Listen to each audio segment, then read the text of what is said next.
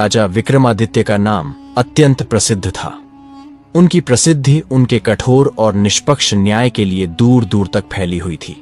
वह प्रायः अकेले और छद्म वेश धारण करके अपनी प्रजा की स्थिति का निरीक्षण करते थे, ताकि वे वास्तविक परिस्थितियों का पता लगा सकें। इस रीति से उन्हें कई विचित्र और चौंकाने वाली बातें ज्ञात हुईं और उन्होंने अनेक रहस्य सुलझाए। इसी कारण उनके शासनकाल में न्याय कभी विचलित नहीं होता था। एक समय एक योगी ने उनके राज्य में प्रवेश किया और नगर के सम्मुख बहने वाली नदी के दूसरे किनारे पर अपना आश्रम स्थापित किया। वहां उसने पत्तों और टहनियों की एक छोटी सी कुटिया झोपड़ी बनाई, जिसके मध्य में एक बड़ी पवित्र अग्नि प्रज्वलित थी। वह स्वयं जलती हुई धुनी के बीच आसन लगाकर बैठ जाता था। शीघ्र ही उसकी चमत्कारिक शक्ति और कठोर तपस्या की ख्याति पूरे नगर में फैल गई। अनेक लोग उसके दर्शन और पूजा के लिए आने लगे। जल्द ही उसके शिष्यों और अनुयायियों का एक समूह एकत्र हो गया और प्रतिदिन उसके सिद्धांतों को स्वीकार करने वालों की संख्या बढ़ने लगी।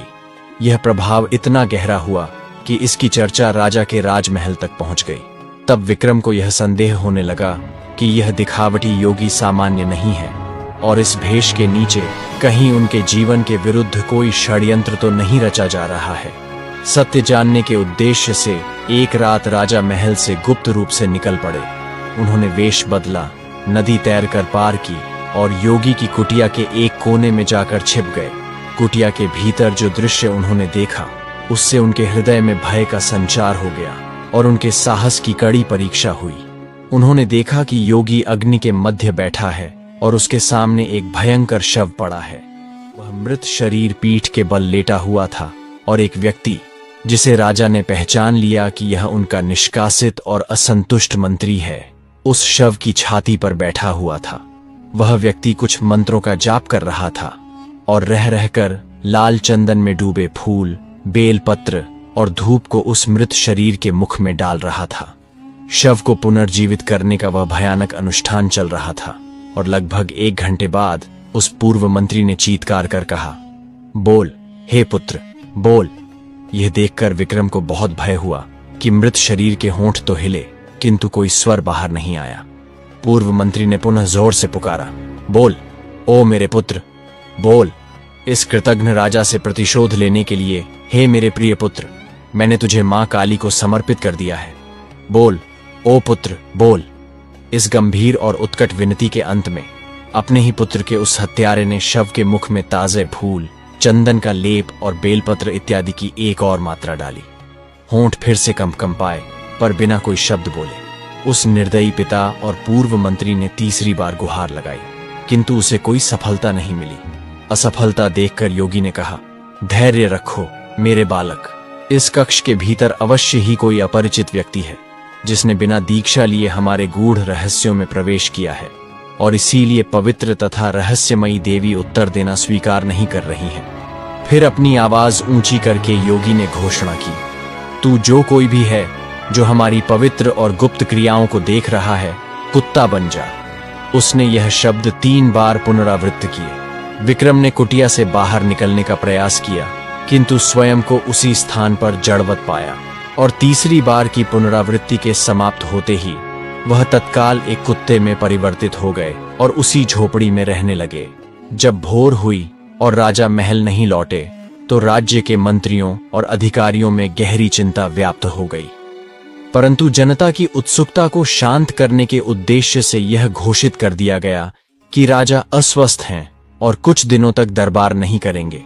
इसी बीच राजा के ठिकाने का पता लगाने के लिए हर दिशा में गुप्तचर भेजे गए, पर कोई सफलता नहीं मिली। तब मंत्रियों और राज दरबार के बुद्धिमान सलाहकारों ने आपस में परामर्श किया और सर्वसम्मति से वृद्ध ज्योतिषी वराहमिहिर से सलाह लेने का निर्णय किया। वे उनके पास गए और उनसे अपनी गणनाओं द्वारा अपने प्रिय राजा का भाग्य बताने का अनुरोध किया। ज्योतिषी ने अपनी विद्या के बल पर राजा के ठिकाने का पता लगा लिया और यह भी जान लिया कि योगी के शाप के कारण राजा ने कैसा रूपांतरण धारण कर लिया है। फिर उन्होंने सलाहकारों और दरबारियों को संबोधित करते हुए कहा, हे सज्जनों, हमारे सम्राट को इस भयंकर तांत्रिक के चंगुल से निकालना अत्यंत कठिन है। वह हमारे राजा का जन्मजात शत्रु है और उन्हें खुशी खुशी मार डालता परंतु 4 वीर संरक्षक आत्माएं जो विक्रम की रक्षा करते हैं, वे अब तक उसे रोके हुए हैं। किंतु यद्यपि उन्होंने राजा को इतने दिनों तक बचाया है, जब योगी शव को पुनर्जीवित करने का अपना भयानक अनुष्ठान पूर्ण कर लेगा, तब उनकी शक्ति भी निष्फल हो जाएगी। आने वाली अमावस्या को ये गूढ़ क्रियाएं समाप्त हो जाएंगी और तब मां काली की सर्वोच्च शक्ति के सामने चारों वीर अपनी शक्ति खो देंगे। उन्हें बचाने के लिए हमें तत्काल कुछ करना होगा। यह कहकर उन्होंने दरबारियों को विदा किया और स्वयं बहुत देर तक गहन चिंतन में डूबे रहे। फिर धीरे धीरे ज्योतिषी का मुख प्रसन्न हुआ और उन्होंने अपने जुड़वा पुत्रों को अपने समक्ष बुलाया। राजा की दुर्भाग्यपूर्ण स्थिति उन्हें बताते हुए उन्होंने कहा, पुत्रों, हमने लंबे समय तक राजा का अन्न खाया है। अब यह हमारी कृतज्ञता दिखाने का समय है। हमें उनका जीवन बचाना होगा, भले ही इसमें हमारे प्राणों का संकट हो। क्या तुम इस खतरनाक अभियान में शामिल होने के लिए तैयार हो? वे जुड़वा बालक, जो अत्यंत रूपवान थे, एक स्वर में बोले, पिताजी, आपकी आज्ञा और हमारे राजा की सेवा के लिए हम कब तैयार नहीं थे। इस आपातकाल में हमारी क्या सहायता अपेक्षित है, यह हमें बताइए। तब उस प्रसन्न पिता ने उन्हें नदी के तट पर ले जाकर सामने के किनारे पर बनी कुटिया दिखाते हुए कहा, वहां तुम उस जादूगर की कुटिया देख रहे हो। कुटिया के द्वार पर तुम्हें एक काला कुत्ता दिखाई देगा। वह दिखने वाला कुत्ता ही हमारे प्रिय राजा है। मैं तुम्हें 2 हिरणों में बदल दूंगा और तुम्हें जाकर उस कुत्ते को बहलाकर इस किनारे तक लाना होगा। नदी अधिक गहरी नहीं है और कुत्ता तुम्हें देखते ही तुम्हारे पीछे आएगा। योगी का जादू नदी के मध्य भाग तक ही फैला है, उससे 1 इंच भी आगे नहीं। इसीलिए तुम जितनी जल्दी हो सके दौड़ो और कुत्ते को उस सीमा से तेजी से बाहर ले आओ। जब तक तुम नदी की मध्य रेखा के पार नहीं होते, तुम योगी के नियंत्रण में हो और तुम्हारा जीवन उसके दया पर है। इस ओर तुम सुरक्षित हो। उन्हें यह चेतावनी देने के बाद ज्योतिषी ने उन जुड़वा बालकों को 2 अत्यंत सुंदर हिरणों में बदल दिया, जो नदी तैरकर योगी की कुटिया की ओर चल दिए। दोनों हिरण कुटिया के द्वार पर पहुंचे और कुत्ते ने जैसे ही उन्हें देखा, वह एक गहरी गुर्राहट के साथ उनके पीछे भागा। हिरण तत्काल जल में कूद गए और वह काला कुत्ता उनका पीछा करने लगा।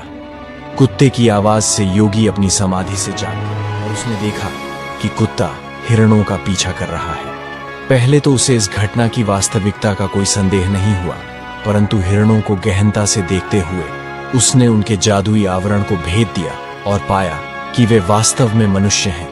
योगी ने विलंब किए बिना स्वयं को एक चील में बदल लिया और हिरणों की आंखें नोचने के इरादे से हवा में उड़ गया। राजा के 4 वीर उसके इरादे को भांप गए और उन्होंने हवा में एक भयंकर धूल भरी आंधी उत्पन्न कर दी, जिससे चील अपने शिकार को देख न सके। इस बीच राजा और जुड़वा बालक नदी के मध्य भाग तक पहुंचने ही वाले थे। तभी चील ने आंधी को चीरते हुए बड़ी तेजी से नीचे गोता लगाया और आगे वाले हिरण की एक आंख निकाल ली।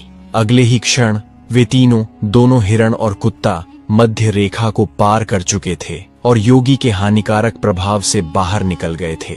चील हवा में ऊंचाई पर मंडराती रही, किंतु उस सीमा को पार करने का साहस नहीं कर सकी। जब वे दूसरे किनारे पहुंचे तो ज्योतिषी ने उन्हें वापस मानव रूप में लौटा दिया और इस सहायता के लिए राजा की कृतज्ञता अपार थी।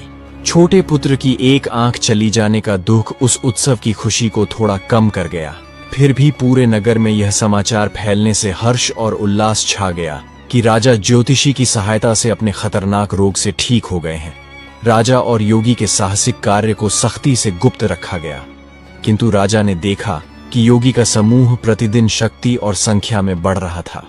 संरक्षक आत्माओं यानी वीरों ने भी उन्हें सूचित किया कि योगी की दुष्टता के सामने उनकी सकारात्मक शक्ति जल्द ही समाप्त हो जाएगी। इस विपत्ति में राजा ने जादूगर की साजिशों का सामना करने के लिए ज्योतिषी से परामर्श मांगा। वराहमिहिर ने कुछ देर गणना करने के बाद कहा, हे राजन, मेरी शक्तियां योगी से मुकाबला करने के लिए पर्याप्त नहीं हैं। मैं केवल 3 विद्याएं जानता हूं, जबकि वह 13 विद्याओं का स्वामी है। मैंने अपनी समाधि में इस पूरे संसार में खोज की है, परंतु चीन के राजा की पुत्री को छोड़कर कोई भी ऐसा नहीं मिला जो ज्ञान और जादुई कला में उससे श्रेष्ठ हो। वह 14 विद्याएं जानती है और वही आपको बचा सकती है। यदि आप उससे विवाह कर लेते हैं तो आपका जीवन सुरक्षित है। यह